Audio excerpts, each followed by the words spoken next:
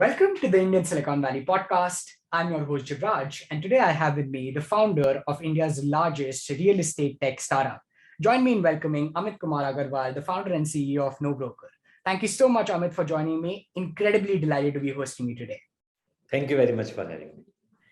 Thank you, Amit. And I think I'm very excited to hear from you, especially because real estate is not one of those most, very celebrated, sexy fields. Yet, given your background and the way you started and established No Broker is one of a kind. So I want to start on an abstract note wherein I want to understand, considering that No Broker is a very original solution, something that has not been replicated in other similar geographies. What do you think about coming up with category creating solutions, right? When you were in the process of developing and thinking about No Broker, what was the thought process like? What were the apprehensions like? And how did you establish it? If you can take us through your mindset then with the context that it is difficult to establish original solutions to real life problems, I think that'd be wonderful to start off.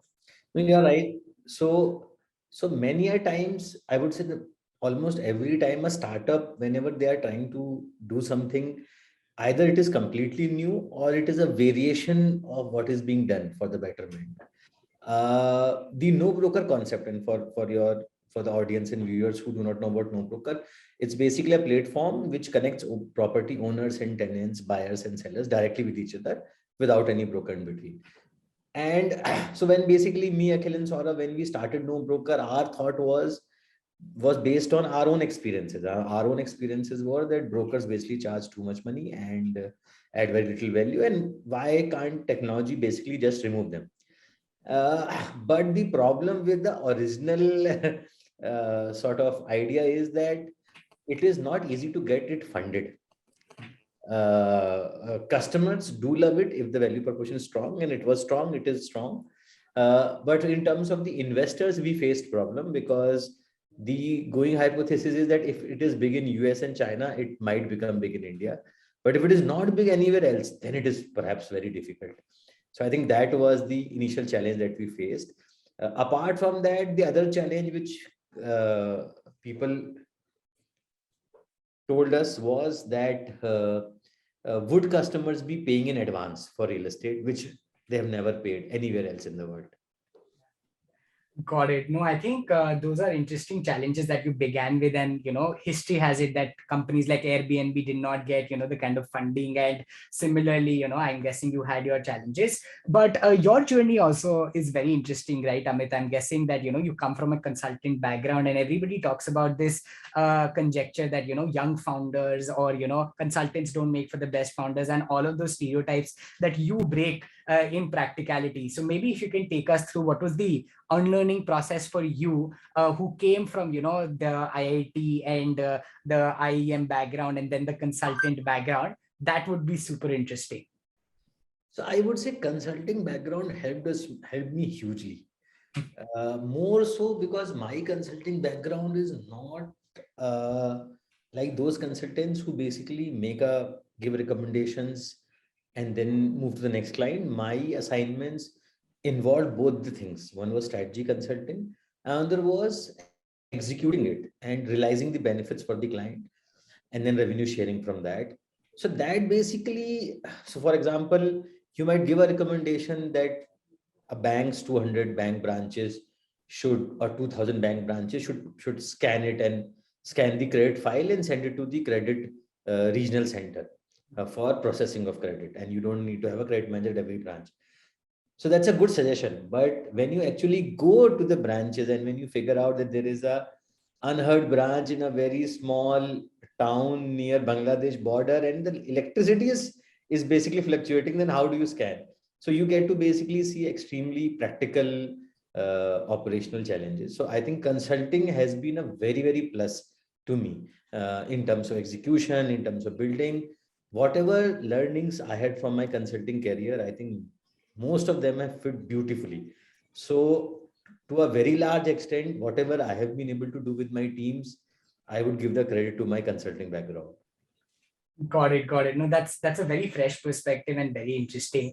But moving further, right? I mean, understanding more about the model in and of itself, because at the time when NoBroker came, I'm guessing there were similar competitors with a different model altogether, and it was a crowded space, right? So if you can talk to us about the initial journey of how the initial response of the market was, initial response of the customer was, and also the stakeholder that was being removed from the value chain, the broker itself, right? What was their response to the idea, and how did you go about establishing it, the 0 to 1 perhaps? I think that would be nice.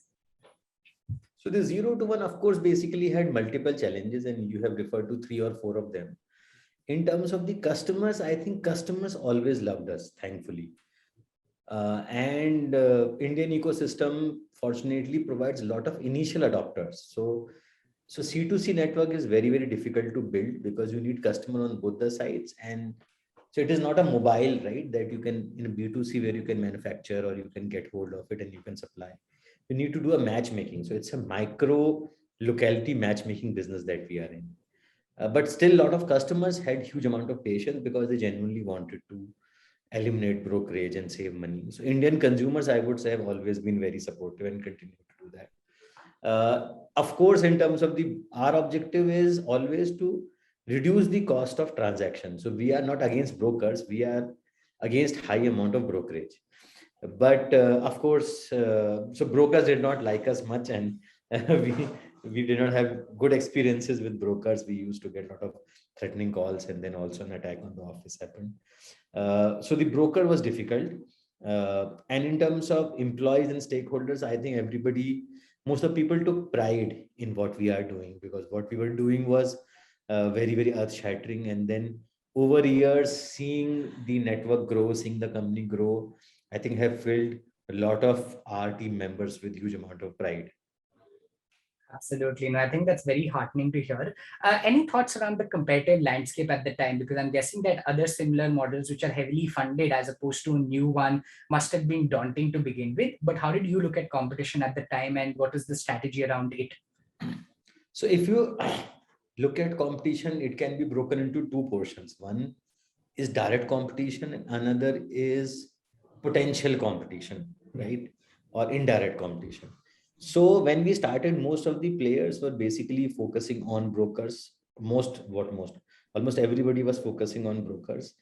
And they were very well funded players run by extremely competent founders.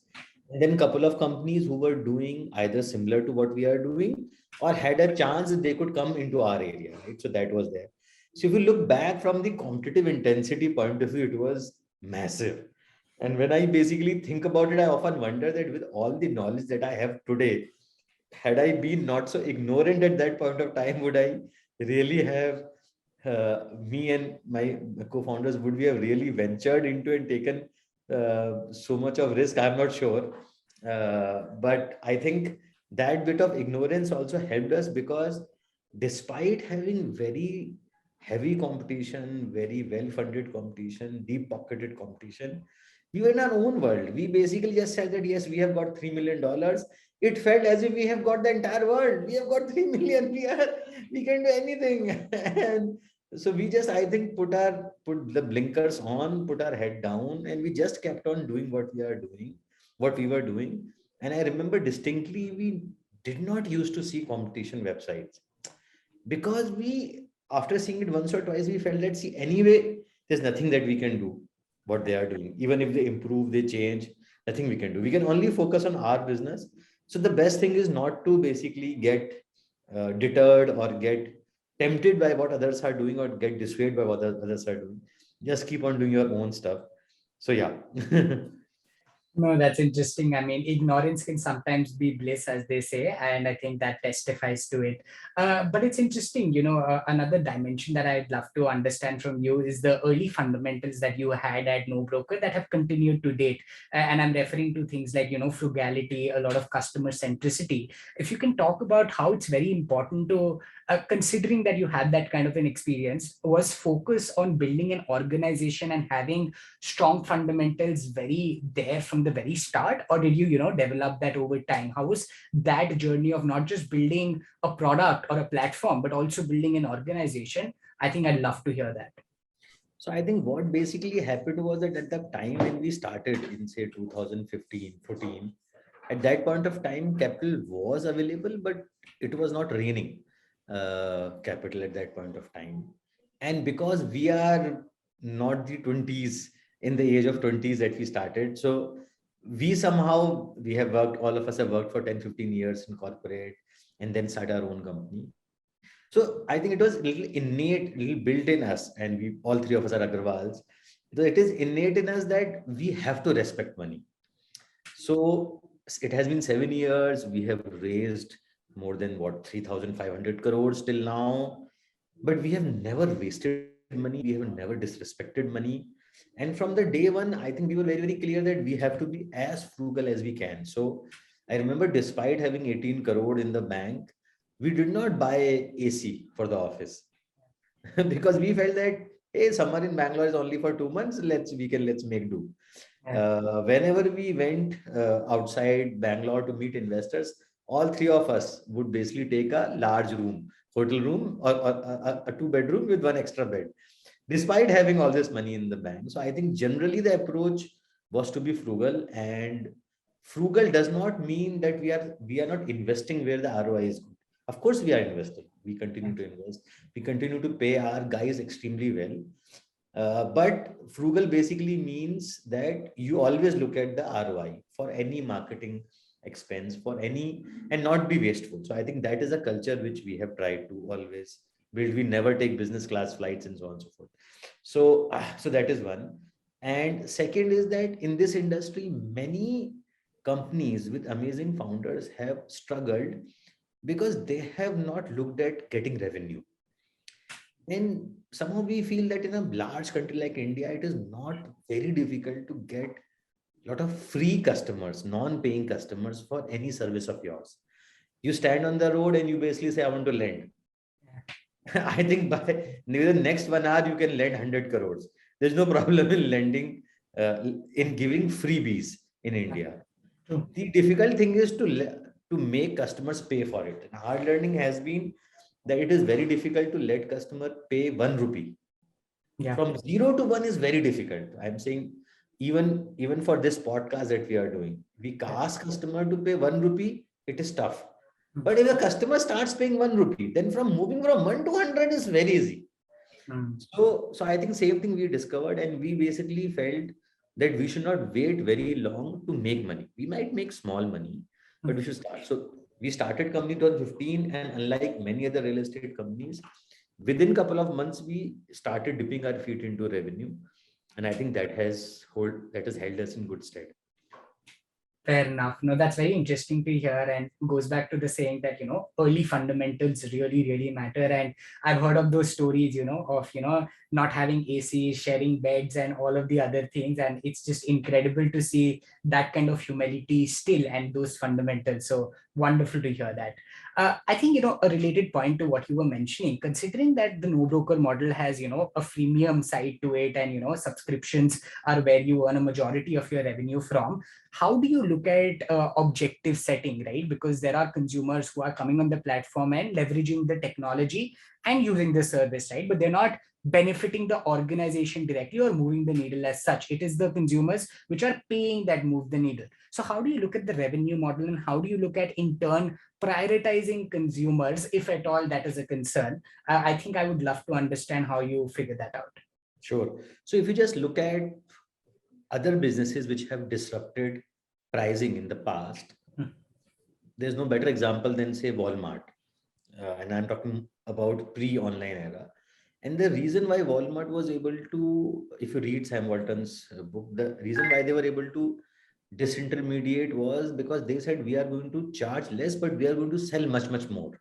So we are going to rotate the capital faster, and hence our ROI will be good even when we earn lesser per good, per unit.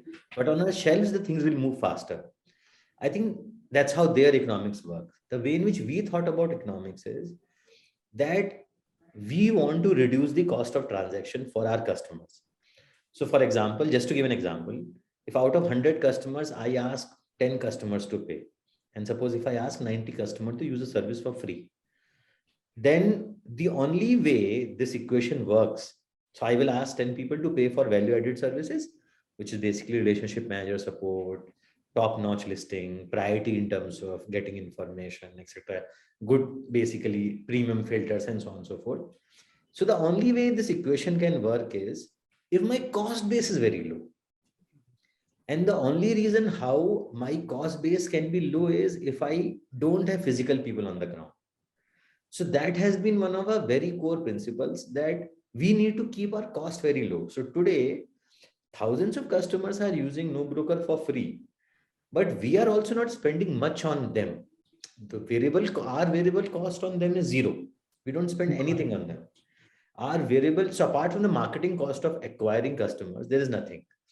What they provide us, the free customers, is huge amount of traction on the website, huge amount of liquidity, right? The way in which Zerodha and the many brokerage firms, they give free equity service, which gives huge amount of traders and huge amount of liquidity.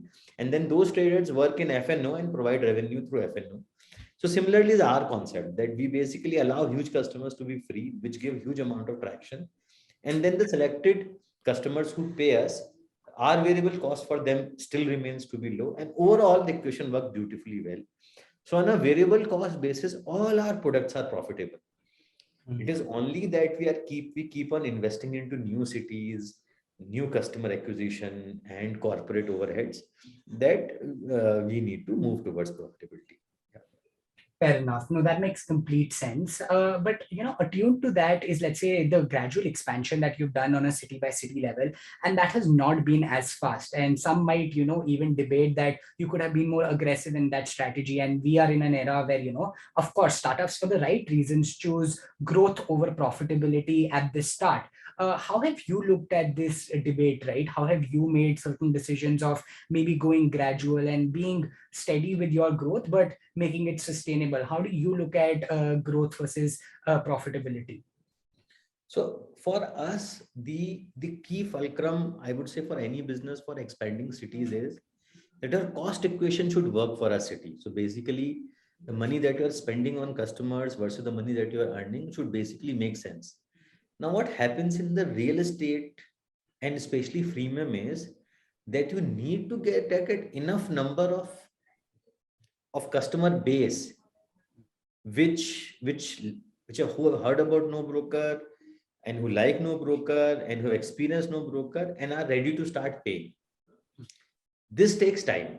So, and this is great for us, right? This may seem, why is it great for us is because, of course, we can't take our market overnight. Yeah. But the advantage is nobody can take the market from us also overnight.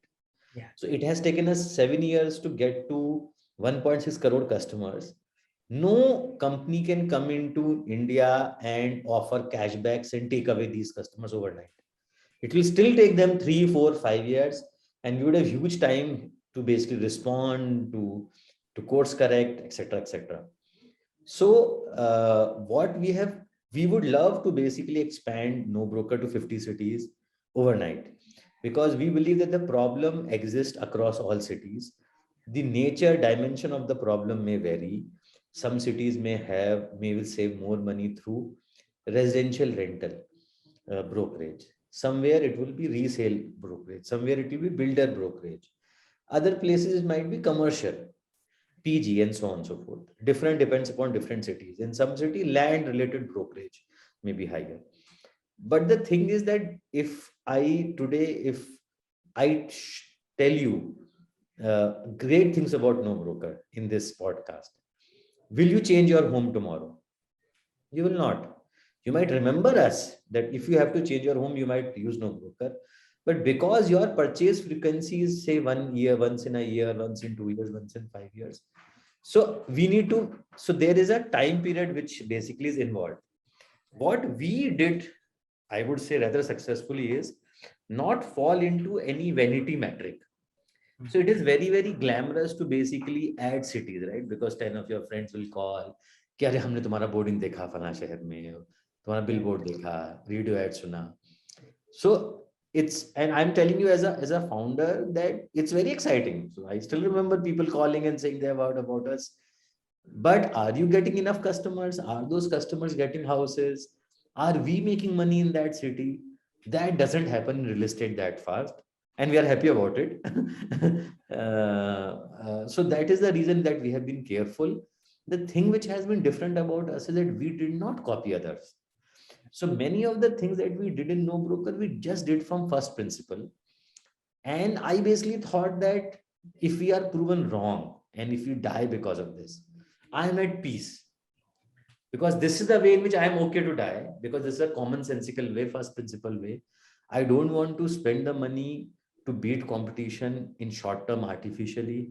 We genuinely want to solve customer problem, and we want to respect money. We don't want to expand to cities for vanity reasons. Yeah, so I think those were the principles that we used. Fair enough. No, I think that's super nice to hear and goes speaks a lot about what are the fundamentals that actually build a successful company. And I know of your quote, where you say that if I fail, I'll fail by my choice and my direction, and that's just wonderful to know. Just having that awareness is great. But it's interesting, Amit, how you mentioned that a customer at No Broker is only using No Broker maybe once in a couple of years, right? Which means it's a low frequency product, yet high usage when it happens. Help us understand how you've looked at dominating the customer cycle even further. We see that No Broker is now doing some other things to come into the lives of the consumer even further, and there are multiple things happening. How do you look at expansion of the product suite, and how are you looking at that approach? I think that would be really helpful for all founders who are looking at scaling their companies. Sure. So, for example, everything that we have launched. So, today we are a one stop shop for real estate. Everything that we have launched has come from customers telling us. For example, when we started buy and sell, we thought, let's say you have a house, you have a resale house, you're charging say 70 lakhs or 1 crore for it. I'm a buyer who wants to meet you. And the moment we basically meet with each other, there's nobody in between us who's going to eat 2 to 2% each, right? So 2 to 4% is the cost of the transaction, both buyer and seller combined. So this 3 to 4 lakh rupees of wastage is not going to happen, and we are going to connect. But when the strong feedback from the customers was, who will do the sale deed? Who will do the sale agreement? Because the broker helps with that format. And we felt that, and they basically connect you with lawyers who help you navigate this and who help you answer this question.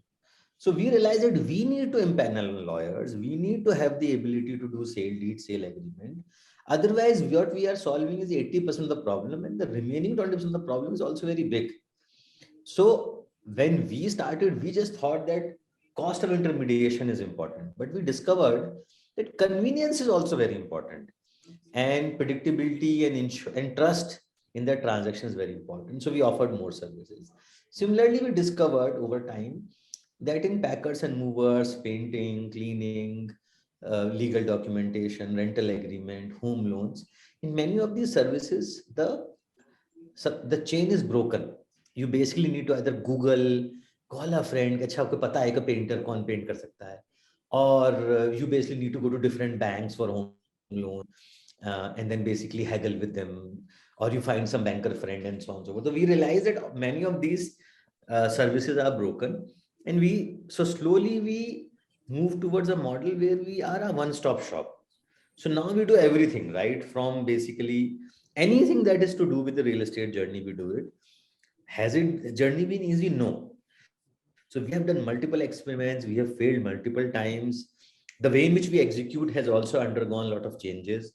And we realize that it is very difficult to do these businesses, because these businesses are execution-led businesses. And the more businesses you do, the more are the possible failure points, and more are the points where your brand can get tarnished. So you need to be extremely alert. We need to be very, very alert with the respect to NPS. The moment NPS is going down, you need to stop it. And then you need to basically regroup and then again do it. So my message would be that it always makes sense to just listen to the customer. Don't be arrogant about the solution that you have thought as a founder. You might find something not to be important, but it is very important, might be very important for customer. So in a way, if you are just shamelessly listening to what customer is saying, it has amazing dividends. Absolutely, that's brilliant to hear, and I think definitely going to echo with a lot of people listening in. But now moving to maybe the team aspect, and I'm sure no successful company, any successful company is incomplete without a great team. And maybe if you can help us understand that, considering that all of you were experienced when you started No Broker, what were the kind of people that you were in the lookout for at that point in time, and how has that evolved over time, right? Because I'm guessing now you also need a lot of specialists, as they say, as you grew and scaled the company. So, what do you have to say in terms of building the team over a period of time? So I think that has changed because earlier when we started, we were small. So we were more, so in terms of the managerial work, in terms of leadership, in terms of taking major decisions, we three founders were more than sufficient at that scale. Yes, we did a mistake by not hiring good HR and finance professionals in the start, which we corrected soon after. But apart from that, we were taking major decisions, and what we hired were basically people at the middle layer.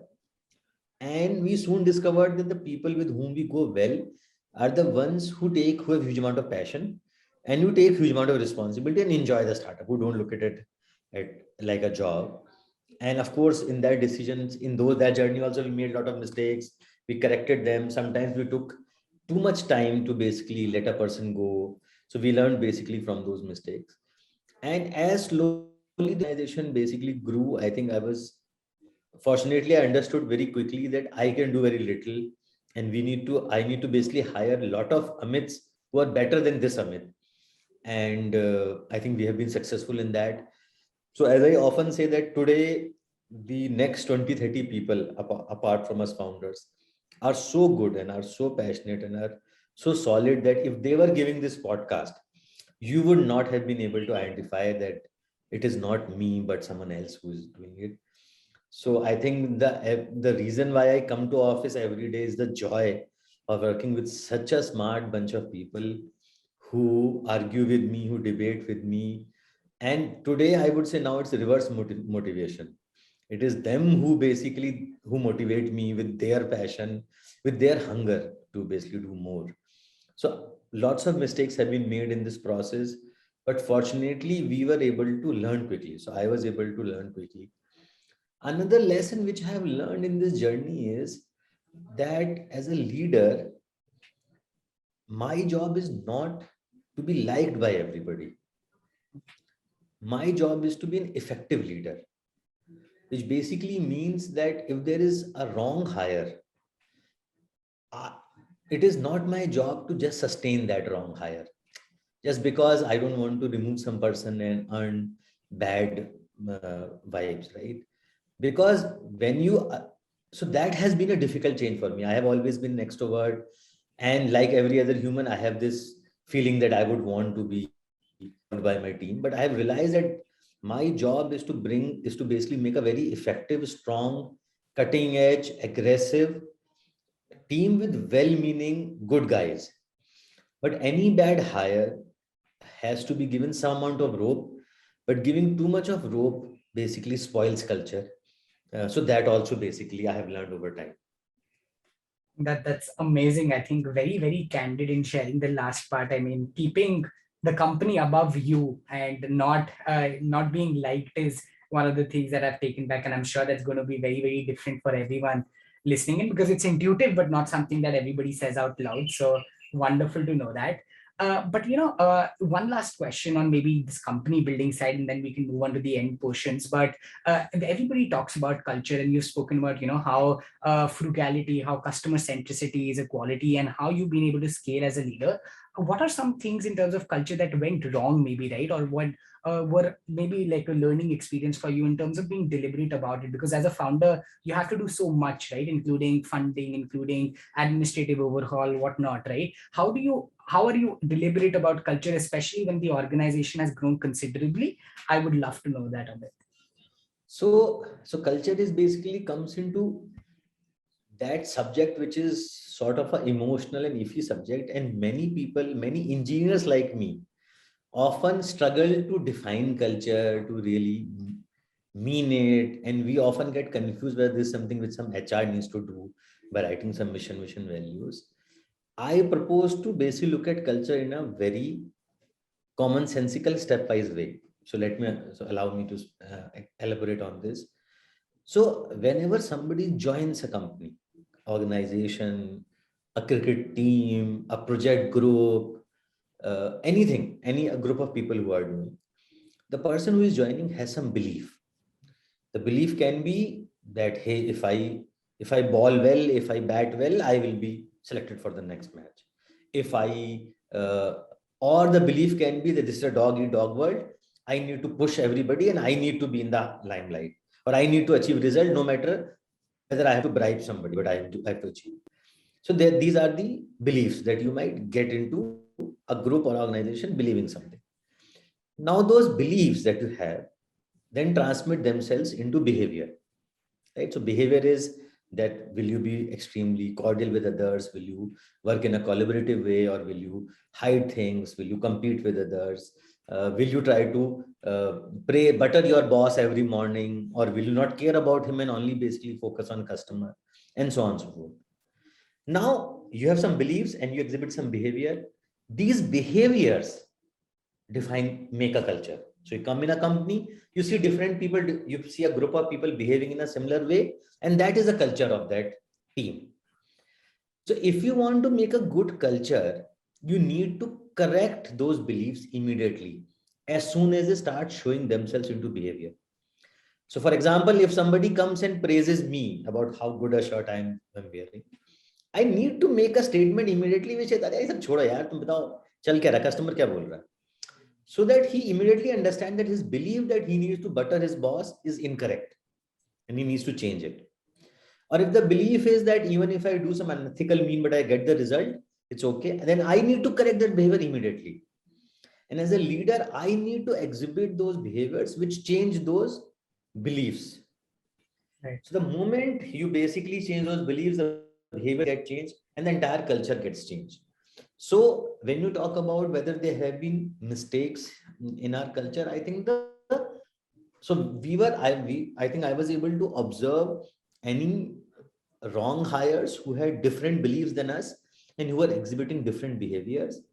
The only thing is that sometimes, being a IITian myself and coming from good pedigree colleges, sometimes your emotional side takes over and you give a long rope that, okay, let me just give a feedback and the behavior will change. Often it does not change. So I think the only mistake which has happened to us is that perhaps we took 3 or 6 months more in making a decision. But apart from that, today, if you look at my team, I would basically love to call each one of them to my home and get invited to their home and have personal relationship, even if they are not part of NoBroker any longer. So amazing set of people with matching belief, behavior, matching, I would say, core principles of beliefs. Yeah. That's fabulous, Amit. I think a lot of great clarity and simplicity, and more importantly, candidness there. I think it puts it down very, very well for everyone listening, and I loved that explanation. I think, since we're also on the subject of mistakes and challenges, you spoke about very briefly, the challenge with VC funding. Have there been any other such instances where, I don't know if you've ever doubted yourself, but where the going got very difficult and very challenging, and maybe it was not as sustainable? And what do you do in such moments? Because I'm guessing as a founder, you eventually make peace with it. But what was it like for you in the no broker journey? Would love to know that and how you navigated it, more importantly. See, I would take the risk of saying that almost every, and I'm not saying every, but I'm saying almost every, I would say almost every founder has moments when they are frustrated, when they are insecure, when they are fearful, when they are unsure. Yeah. I would say these moments just keep on coming. Unfortunately, you can't share it with your team, uh, but thankfully, you can share it with your co founders and with your family and your support system. So I would say that in the initial years, these they only change the way in which there are video games and there are different levels. And you think that if you clear level 1, you are amazing, but level 2 has its own difficulty. So I would say the only thing which has changed is my reaction to them. Earlier, my reaction to them was full of higher uh, higher amount of worry. Now the worry might have reduced a little bit because we have seen many ups and downs. But I would say these ups and downs keeps on coming. Sometimes they are about VC funding. Sometimes they are about valuation you want to achieve. Sometimes it's about success in a new business segment that you have launched.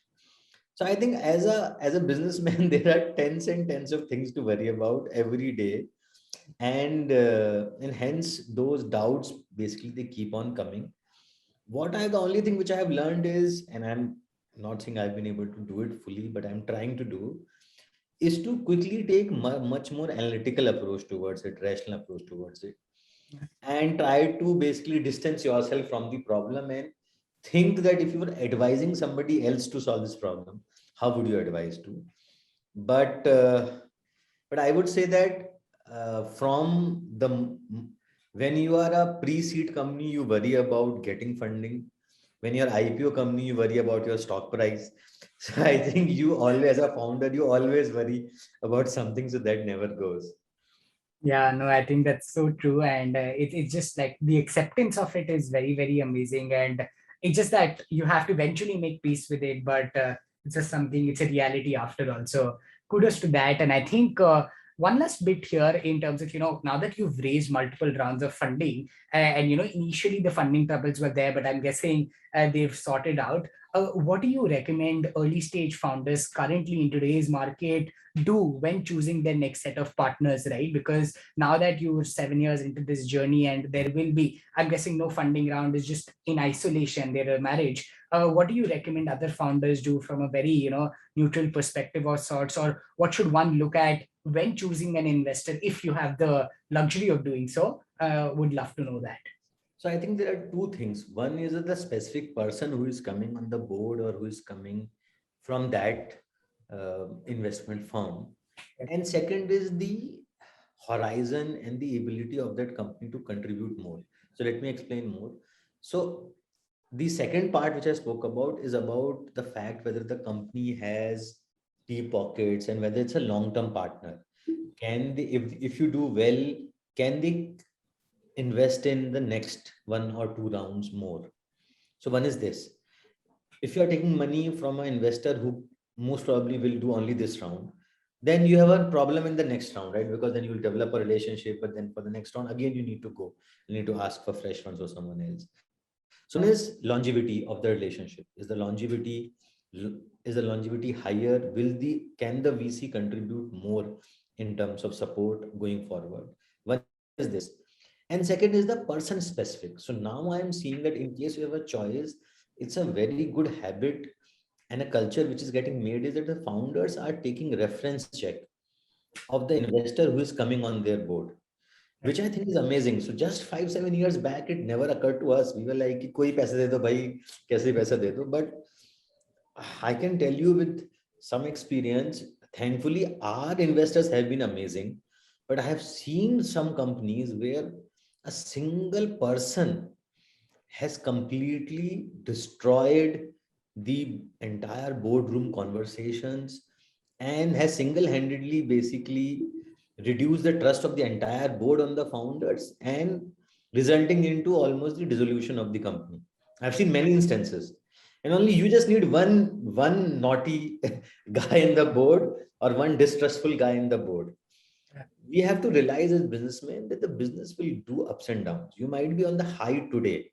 You might be seeing that your growth rate is 100% per month and world is yours. But every business, so Amazon went down for many, many years. The stock price just crashed for many, many years and it went nowhere. Same thing happened with Apple. So legendary companies, and you are anyway aware about Elon Musk almost getting bankrupt and then basically coming back with SpaceX and so on. So for every top business in the world, you would see tough times. So you have to assume that tough times will come, and if the VC doesn't support you in those tough times, and instead gets worried and tries to create more issues for you, then how will you handle that? So my recommendation would be to look at two things: longevity of the relationship with the VC firm, and second, taking a reference check of the person who is coming from fellow founders. Got it. Fair enough. No, I think that's very actionable in nature and very, very helpful. As we close down the conversation, Amit, I would love to know, a couple of final answers from you, which are personal to you. My favorite question on the show is to ask founders how they've evolved with their journey and how they have personally scaled. Because I can very well look at, the valuation of NoBroker and be like, it's a unicorn and it's done so well and whatnot. But often we forget the people behind it and we don't have the other founders. But if you can speak about, how you were when NoBroker started and what this journey has done to you personally, I think we as youngsters who are going to build the next set of companies would feel very enthusiastic about what this journey makes you do and would love to know that of it. Sure. So I think I would talk about things which have remained, which have become different, and things which have remained same or which I would want to remain same. Sure. So what has become different is, see, one is in terms of self-confidence. So no matter what you say, the ability to make a company large gives you huge amount of happiness, pride, and confidence of being able to take more bold initiatives in future. So that's a great thing. Success feeds success. So if your 1 year is good, then your second year, basically you are more confident that you are going to basically do well. So that has happened automatically over the years. Uh, Second thing, which is that ability to take bold bets have improved drastically for me, because I have taken bold bets from day one. The quantum of the bold bets have changed because the the underlying resources have changed. But from day one, I have been extremely bold in terms of thinking big, taking. So if I had 10 rupees, I have thought about a bet that I can take with a full 10 rupee. Now, if I 100 rupees, I have taken, now that rupee has changed, but I have taken bold bets from day one. So I think that has basically happened more. Uh, things, third thing which I was telling you is that what I'm trying to basically do is to have more analytical, more rational reactions towards the problem. So you don't worry about them more, but you move towards the solution faster. So there are things which have happened with me. Things which I would want to not change, and hopefully they are not changing, is that many a times I've seen that the people around you, they try to put you on a pedestal as if you are God's gift. We are not. I know I am not. I'm basically doing a business. I'm trying to do my best.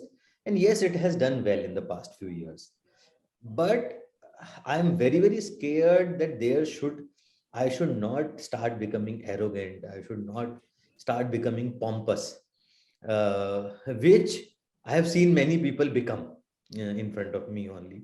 So that is something which I am very, very cautious about, worried about, and I need to basically realize that basically I'm just like anybody else, and it is only a problem which I am solving of non-brokerage, which customers are liking. That's one part of my life, but overall, nothing changes.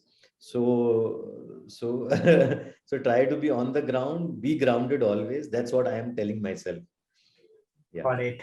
And that's extremely humble of you and modest, and for the right reasons. I mean, just goes to show that, I mean, the journey evolves you, but you can't, think of yourself as the entire world. And I mean, it just shows how what success does to a person in the real sense of it. So kudos to what you've done, and hopefully this only continues to do well. For the second last question, Amit, I mean, we'd love to know that, it's one thing to be a founder, it's another thing to be a leader, and it's another thing to be the person that you are and be a father and have a family, right? What are some constant principles and values in life that you really cherish and live by, and what are some non-negotiables for you as you traverse through every next day? I think that would be super nice to hear as an individual to know you better.